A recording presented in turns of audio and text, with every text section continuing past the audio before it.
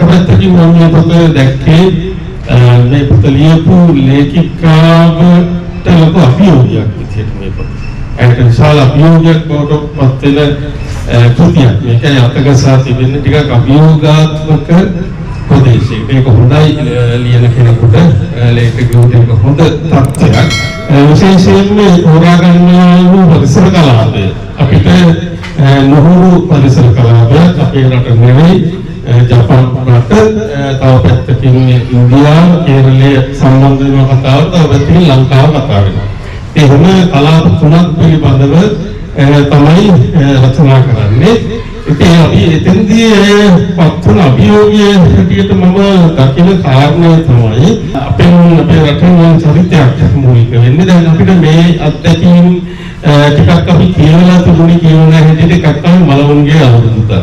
අනික මලවුන්ගේ මලගේ ඇත්තෝ කියන පොත් එකෙන් මේ සංස්කෘතික කලාපයේ ප්‍රමාණයක් අපි කියලා තිබුණා. අනික තමයි අපි ඒ කාලේ බලපු ඔසින් කියන කතාවෙන් මේ සංස්කෘතිය පිළිබඳව අපිට යම්කිසි අදහසක් තිබුණා. අපි කල්පනා කරන්නේ කතිකාව බවට කතිකාව බවට පත් වෙන අපේ චරිතය. අපේ චරිතය ඔස්සේ විවිධ කලාපකයක හමුවන මිනිසුන් නැගේ යන එනකොට එතෙන්දී කියාවක් කරනවා කාර්යයට විවිධ හමුවන චරිත විශේෂම ජපාන් රටේ චරිත මේ වගේ හැලහැප්පීම් උරුදෙන හැලහැප්පීම් එතකොට අගේ ස්මරණ කලින් පෙරමුණා සම්බන්ධ ස්මරණ ඊට පස්සේ ලංකාවේ පරිසරයේ මොන වගේ කෙනෙක්ද කියලා අදී කරන ගොඩනගනවා කතාව ඇතුලේ ඒ ගොඩනගුවට මට හිතෙනවා මේ ගොඩනගන්නට යොදාගත් නිර්මාණාත්මක භාෂාව පිළිබඳව මට යම්කිසි ගැටලුවක් තියෙනවා පෙනෙනවා.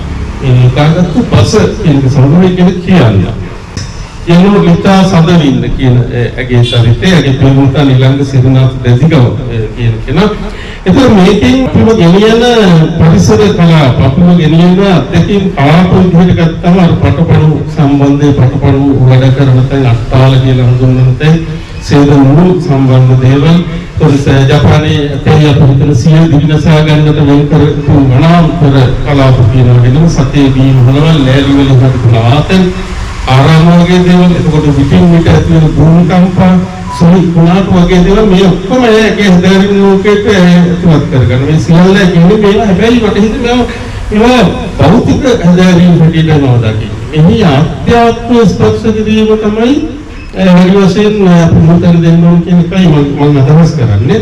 එතකොට විශේෂයෙන්ම මේකේ මේ දැන් ඉතින් අපිට හොඳට පැහැදිලි වෙනවා මේක ලියන්න ලේඛිකාව විශාල වශයෙන් මහන්සිලා තියෙනවා. මේක ලියන්න. ඒ කියන්නේ මේක ලියන්න ගොඩක් තොරතුරු හොයලා තියෙනවා. මට හිතෙනවා. ගොඩක් තැන් මේ පරිසරයේ තැන් මේ රැකියාවන් මේ ජීවත් වෙන තැන් විවිධ යන තැන් මේ ඔක්කොම හොයාගෙන හරි ඒ කියන්නේ ඒකට ගොඩක් මහන්සිලා තියෙන බෝපේ. තියෙන ප්‍රශ්නයකට තමයි මේ හොයාගත්තු තමා සතු කරගත් අමුද්‍රව්‍ය ටික හරියටම මේ ප්‍රබන්ධ ලෝකයේ ඇතුලේ ස්ථානගත කරගන්න ප්‍රශ්නේ තියෙනවා. විස්තර ඔක්කොම තියෙනවා. ප්‍රබන්ධයක් හැටියට මේ ගොඩනැගීම කොතෙක් දුරට මේ සිද්ධ වෙලා තියෙනවා කියලා ප්‍රබන්ධයක් කියවන්නව පාඨකේ කොට දෙන්න හැකි තමයි මම කියන චාරයක් නෙවෙයි අත්තටම.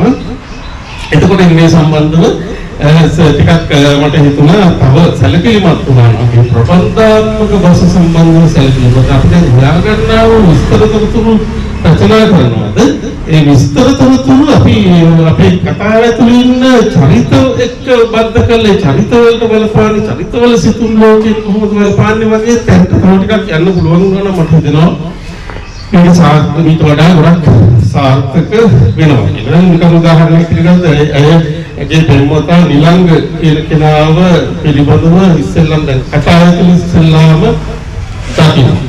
ඒ දකින්න අවස්ථාව නිරූපණය වෙන්න ඕන මට හිතෙන්නේ මීට වඩා සංකීර්ණ විදිහකට කියලා මම හිතනවා. ඊට වඩා සංකීර්ණ තත්ත්වයකට යන්න සිද්ධ වෙනවා. එතකොට ඇය විකින් විට කරන්නා ස්මරණේ කලින් ප්‍රමුඛතා සම්මත ඔහු සමග ඇතිවන සංවාද. එතකොට ඒක ඊටාම් පැහැදිලිව අපිට දෙන්නා සිටින්නේ දෙපැත්තක තල දෙකක කියලා සිතනවා. නමුත් ඒ චරිත අපිට කියවා ගන්න මේ සංකීර්ණ සම්බන්ධතාවයේ ප්‍රමාණවත්ද කියන එකත් මට චුට්ටක් කල්පනාවට ආවා. මේ සංස්කරණ ක්‍රියාවලිය අඩුවක් වෙන්නේ දකින්න සංස්කරණය වුණා නම් මේ ඉස්තරාත්මක ගතිය අඩු වුණා නම් හැබැයි ඒක අවසානයේ යද්දී අගට යද්දී මේ කියන අඩුපාඩු ක්‍රමක්‍රමයෙන් ගිහිනවා. ඒක තමයි ඔතකින් මේ මට හිතෙනවා අපි කියලා. මම මේක දැන් කැමැතිම තැනක් තියෙනවා දැන් ඒකට හමුවන ඒ චරිත අතර ඉන්නවා මේ හිතාසි කියන චරිතය. අමානම් මොහොතු කිවිදුම්කාර පරම්පරාවක් නියෝජනය කරන කෙනෙක්. මෙන්න දැන් අපි ප්‍රබන්ධයකට ඇතුළත් වෙන තැනක් නේ. අපි විස්තර කියවලා ඩොකියුමන්ට් එකක් බලනවා වගේ කරලා මෙන්න ප්‍රබන්ධයකට ඔයාලට අතුරක් හම්බෙලා තියෙනවා. දැන් මෙන්න මේ චරිතත් එක්ක ගැටලේ කරන මොළේද ළඟ චරිතේ. මෙයා ගිහිල්ලා මේ ලංකාවේ පරිසරයෙන් වැටෙන වෙනම මොහොත කිවිදුම්කාර පරිසරයකට. ඒක වෙනම කට්ටිය ඉංග්‍රීසි ඉතිහාසයේ වෙනම කතාවක්. මේ යා ලස්සනට ඉතිහාසය කියනවනේ අපි වසර දහස් ගණනක ඉඳලා අපේ කාන්තාව කරේ මේ කිවිදෙනේ.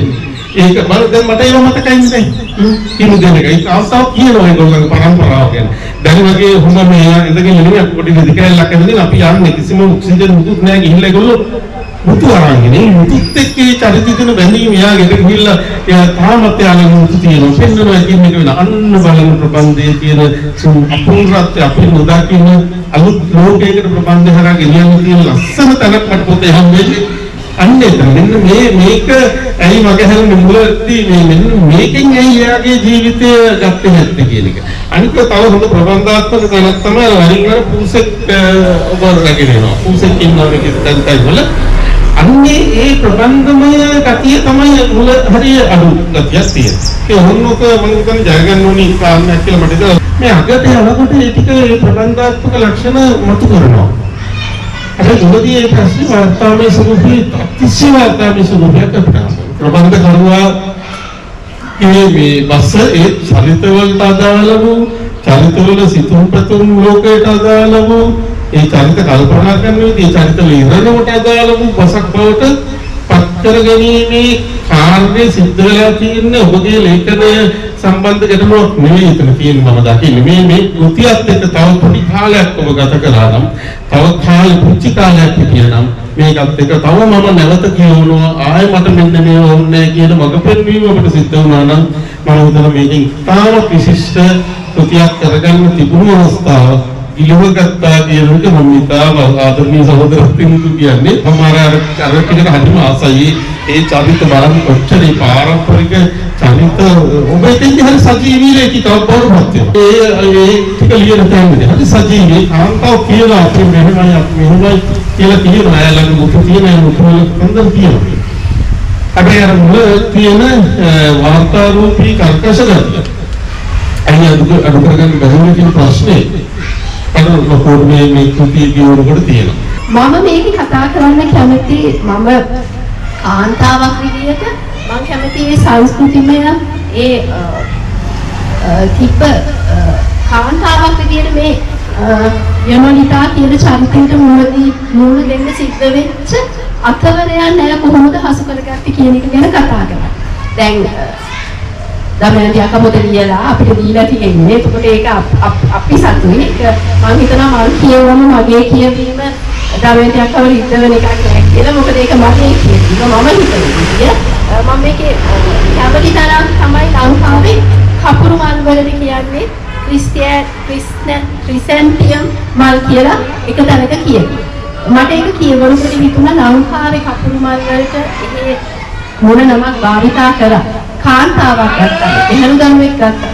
එහෙම දරුවෙක්ට වෙන්න පුළුවන් ජීවිතේ වෙන්න පුළුවන් අතවර කම්කටොළු වලදී සිද්ධ වෙන්න පුළුවන් දේවල් සංස්කෘතිමය වශයෙන් අපිට කොච්චර සමීපද කියන එක. දැන් මේකේ මේ අයට පිට වෙන්නේ කුලාන් කියන දෙමළ ජාතිකයෙක්. කුලාන්ගේ දුවෙකුට මේ වගේ දෙයක් සිද්ධ වුණොත් කුලාන්ට මේ දේ සිද්ධ කරයි. මේ විදිහට මේ දරුවව බාධාගෙන හදලා යාගේ දීපද පවර නැtei. ඊළඟට ඇයි ඇය මෙච්චර අසරණ වුනේ? ඒ අපේ සංස්කෘතිය. දැන් මේ කතාව කියවදින යනකොට අපිට හම්බ වෙනවා මේක ඇතුළේ ඉන්න දෙමළ චරිතය වඩා ප්‍රබල චරිතයක් බවට පත් වෙලා එයා යම් තීරණ අනුන්ගේ ජීවිතවලට ගන්නවා. මම ඒකට කොහොම අකමැතියි. මම සපුරා අකමැති දෙයක් එතන සිද්ධ වෙන්නේ. කාගේවත් ජීවිතයක් ගැන කාගේවත් දරුවෙක් ගැන අපිට තීරණයක් ගන්න පුළුවන්. මේක එක දවසක කතුවරිය කියනවා කතුවරියනේ මේ ඒ චරිතය කියනවා මම බය වුණා. ඔයාගේ ඇතුලේ තිබ්බ ශක්තිය එළියට එන එකක් නැහැ කියලා. ඇය ව්‍යවසායිකාවක් වෙනවා. හැබැයි ව්‍යවසායිකාවක් වෙන්න ඒ දරුවෝ ප්‍රශ්නයක් වෙන්න පුළුවන්ද?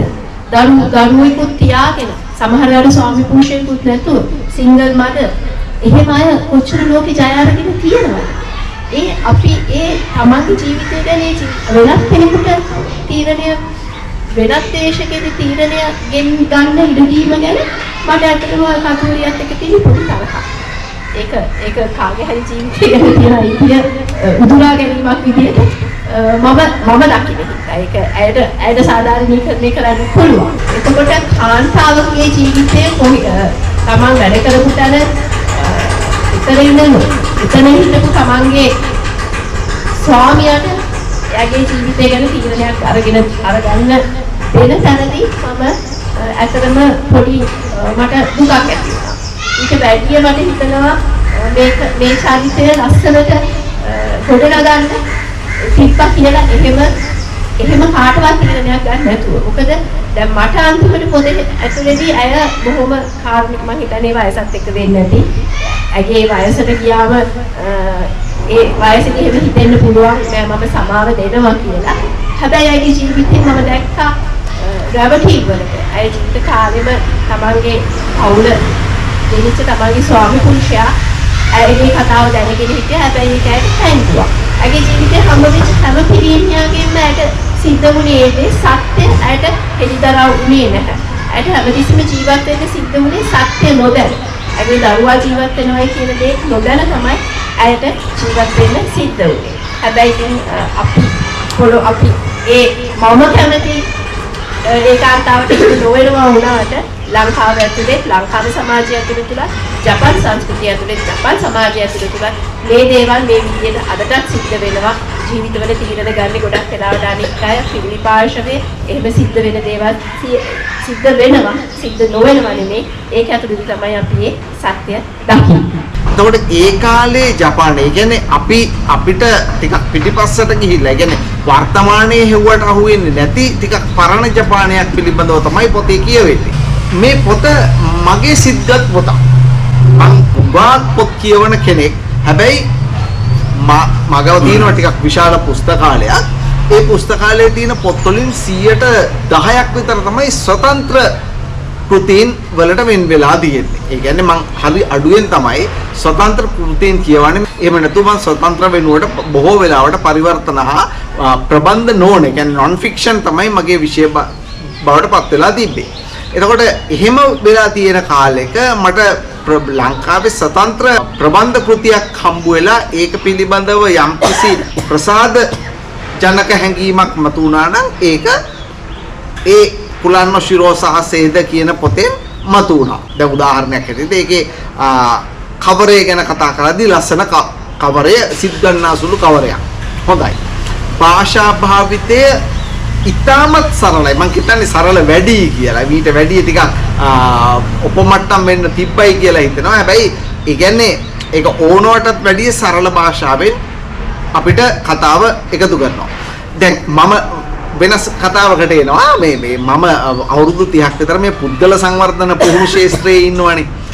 ආයතනික ගත පුහුණු කරුවෙක් හැටියට මම අවුරුදු 30ක් විතර වැඩ කරලා තියෙනවා.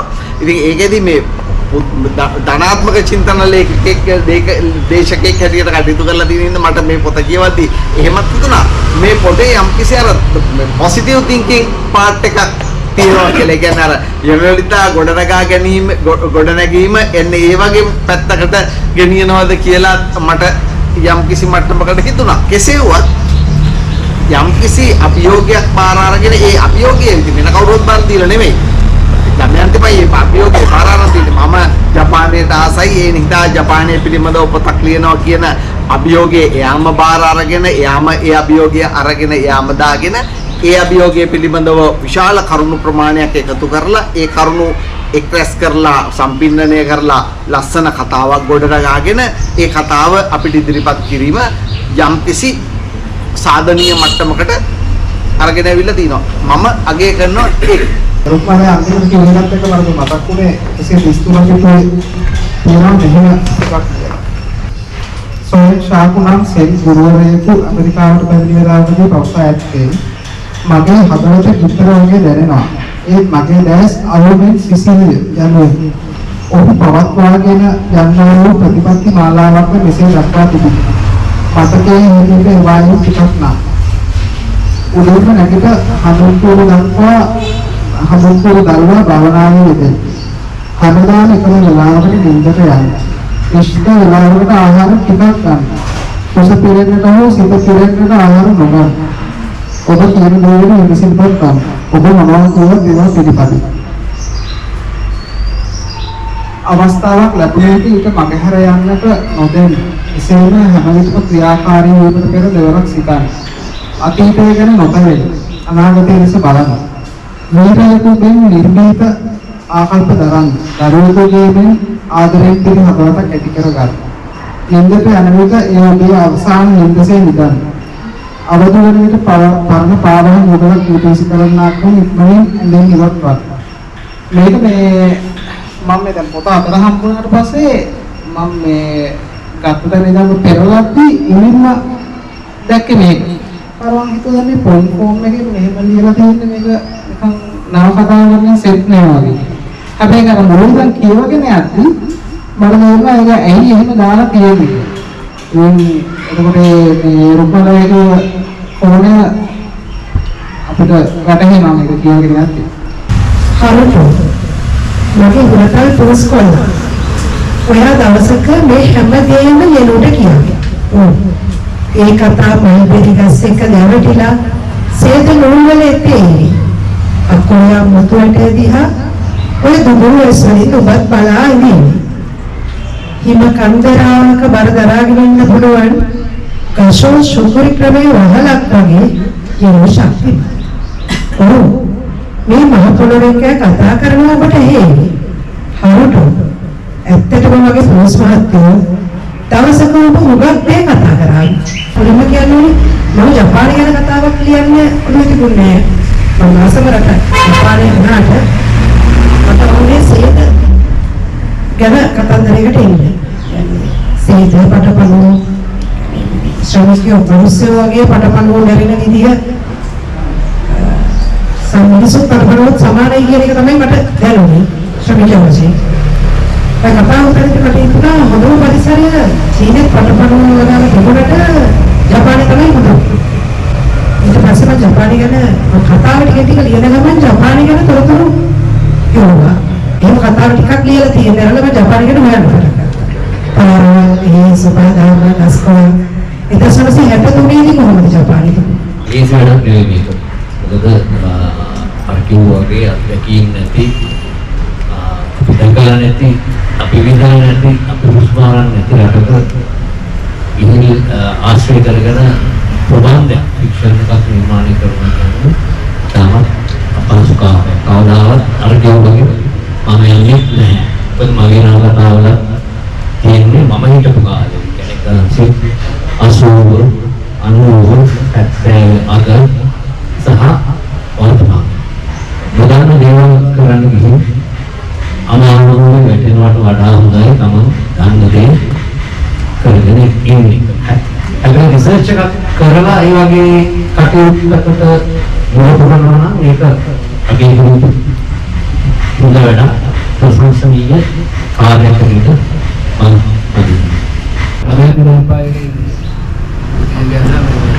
විශේෂයෙන් මේක කියන්නේ මේ තමයි අපේ ආවර්තනයක් කියන්නේ යා මේ ජපානයේ ඉගෙන ගන්න ගිහිල්ලා වෙන සිද්ධීන් අල්ලලා තමයි දීලා තියෙන්නේ. විශේෂයෙන්ම මේ මට මේ කතාවේ මම හිතන්නේ මේ දමයන්ති ජපානයට නොගිය ජපානයේ ඇතැම් ස්ථාන පිළිබඳ ඉතාමත් වටිනාවක් අපිට පාලා තියෙනවා. විශේෂයෙන් මට මතක් වෙනවා රාහුල ආපුගේ සැලී සංදේශය අර මග වර්ණා වගේ එක එක දැන් බොහොම අලංකාර විදියට ජපානයේ පිළිබඳ අපිට කියන්නේ අර මස්සබල් මල්ලි කිව්වා වගේ වාර්තාමය ස්වරූපයක් ගත්තත් ඒ ඉදිරිපත් කිරීම ඉතාමත්ම අලංකාර ඉදිරිපත් කරලා තියෙනවා. ඒ වගේම විශේෂයෙන්ම මම මතක් කරන්න ඕන මේ චරිත ගත්තාම මට නිකන් මගේ නැගීම සකාශි සංකේන චරිතය ඉස්මතු කරා මදිද කියලා මට නිකන් හිතෙනවා ඒක. එයාට ඒ චරිත අතරින් මම හිතන්නේ මට හිතුම් ගිය චරිතය තමයි තකාශිෂා. ඒ චරිතය මම නම් තව ටිකක් ඉස්මතු කරා නම් හොඳයි කියලා මගේ පෞද්ගලික හැඟීම. ඊට අමතරව මම අපේ මේ අර කෙලින්ම උලාන් නාගරාජා මහත්මයාට ඒ කියන්නේ යාගේ චරිතයට මම අපේ මෙයාගේ එක මම පොඩක් පිළිගන්නවා. යාට යටත්ව කටයුතු කරයි කියන එක මම හිතන්නේ ඒක ස්ත්‍රීත්වයෙන් මම හිතන්නේ පොඩි මතිපහරක් වෙනවා. ඒ වගේම තමන්ගේ පුතු රාහුල් කියන කෙනා මම හිතන්නේ මේ කතාවේ අවසන් වෙනකම්ම එයා දන්නේ රාහුල් කියන්නේ එයාගේ පුතා කියලා. ඒකත් පොඩි අවශ්‍යයක් වෙනවා මම හිතන්නේ එයාගේ අර කිව්වාගේ එයාගේ මේ තියෙන දක්ෂතාවයන් පුතාහින්ද නැති වෙන විදියක් නෑ. අපි ගණන් ගත්තාම අපි අපේ සදාචාරය අනුව අපේ ශිෂ්ටාචාරය අනුව පුතේකින්ද අපි නොකරන වැඩක් කරනවා. ඒක මම හිතන්නේ අපේ සංස්කෘතියේ තියෙන ලක්ෂණයක්. ඒ නිසා මම හිතන්නේ මේක ඉතා වටිනා කතාවක්. මම මගේ ඉතිගත් මම කොටසක් කියවන්නම් මේ පොතේ. ටෝකියෝවෙන් මයිල දහස් ගණනෙන් පිට ඇති මේ සීතල ගම්මානයේ ජීවිතය මම මහත් ඇල්මෙන් තෝරාගත්තේ අධ්‍යයන කටයුත්තක් වූ මල්බෙරි හා සේද නිෂ්පාදන ව්‍යාපෘතියට ඉමහත් පිටුබලයක් ලෙසිනි. වාසයට සුදුසු මන්දම් වටපිටාවක් යුතු තැනකි. මේ සිට අවට නරඹන මට මල්බෙරි හා බ්ලැක්බෙරි පඳුරු සුදු සහ දහම් පැහැ මුතු වලින් පිළිගොස් සැටි පෙනේ. මල්බෙරි පඳුරු බහුල මේ ප්‍රදේශය පුරා ඇති උස්සු වයින් ගස් වලින් නැඟවෙන්නේ උදාර බවකි. තමයන් ඉතාමත් අනිත් විදියට මම දැන් මේ කතාව පොතේ කියන මේ පරිසර පද්ධතිය පිළිබඳව විශේෂයෙන්ම මේක මම හිතන්නේ 1961 වගේ ජපානයේ පද්ධතියක් තමයි මේ පොතේ විනහර දක්වන්නේ. මේක දැන් අතන පිටකවරේ නම් එච්චර මගේ ඔළුවට එහෙම කියන්නේ ඔළුවට ගියේ නෑ කොහොමද කියලා කියන්නේ මගේ ඔළුවට ගියේ නෑ කියලා. ඒතර මේක කතාව කියන්නේ නැතුව අර ඇතුළේ තිබ්බ චිත්‍රවලට මම හිතියා. ඒ වුණොත් මට තේරෙච්ච දෙයක් තමයි මේ තමයන්ට හක කරලා තියෙන වර්ණනාවත් එක්ක සහ ඒ අලංකාරات එක්ක සමහර ඒ දෙපස් කාණ්ඩ ගොඩනගලා තියෙන විදිහ සහ විස්තර කිරීම එක්ක අර අපිට චිත්‍ර රූපන ආකාරයක එයා හිතේ කියලා තියෙනවා. අනික මම අරගෙන ජපානයේ ගිහිල්ලා තියෙනවා. මේ පොත මම කියනකොට මම අර මේ ජපානයේ මම ගිහලා තියෙන මුහුණන් කියන ගම්මානෙට මේ නාවක කියලා තියෙන්නේ. ඒ හිම හිදෙන කාලේ මම ගිහින් ඉඳලා තියෙනවා. ඉතින් අර මගේ අපේට අත්දැකීම් මේ හැම දෙයක් වගේම තමෙන්දකම කියලා තියෙන දේවලුත් එක්ක ඒ කැම බීම රටාවල් ගැන ඒක කියලා තියෙන දේවලුත් එක්ක ඒ අතීතයේ පොඩක් මගේ අතීතයේ මට ස්මරණය වුණා වගේ මේ කියන්නේ මතක් වුණා වගේ වෙන ගතියක් තියෙනවා. ඒ දෙකම කියලා මේ කතාව ඉස්සරහට ගලාගෙන යනකොට ඒ කරලා තියෙන විස්තර වලින් මේ චිත්ත රූප හැවෙන විදිහම මම හරි කැමතියි චිත්ත රූප හැවෙන විදිහට. මොකද ඒ කියන්නේ අපිට ඒ දේවල් මේ කියනකොට අපිට ඒක නිදා ගන්න පුළුවන්. පිටු 42 ශීතලයේ අරුණ නැති වෙයි චිරකවා ගොරි මර්ධනයේ පව පරිසරයේ සීතල කරමින් මිහිඳුන් දුමාරේ පැතිර තිබෙන අපි සීත ප්‍රබලවමින් සහ විශ්වාසයෙන් වලින් සේම උත් සබත් වලින් සැලසී සිටින අධික සීතල මොනවදී ගණනවන්නේ අපි දෙදෙන ශෝකනා ගානගා නින්නේ පසුබැමින් සිටින සමහර වැඩිහිටි පයින් සහ දේවදාන දවස් අතරින් නිහිතන ගම්මානයේ නැතින් නැති ඇති මා නිතර ගමන් නොකර මාවතක් කරා අපි පිළිසෙන්නේ ඒ ප්‍රදේශයේ නිවගාතන විශාල පුරුදියාව ගොවි පින්නත ආසන නැමින් ගොවියන් සහ ගෙවියන් ඉතා පරිසරද තම කාර්යයෙන් නියමිත සිටින අනිරු සිද්ධාන්ත දශමක් වෙනවා. ඒක ටික ඡේදයක් විතරයි. මේ විදිහට මේ විස්තර කරන දේවලුත් එක්ක ඒ අක්කා අරන්තින රූපක උපමාටිකා තියෙන උපමාතුනේ ඒ පොතට ගැලපෙන විදිහට වගේ අරගෙන තියෙනවා. අනික ඒ අක්කා විදිහට කාර්යම එකලා තියෙන මේ පොතෙන් ගොඩක් ස්මරණය කියන එක මේ මට දැනෙච්ච දෙයක්. ඒක මම අක්කාගේ කවියට ඇලුම් කරනවා.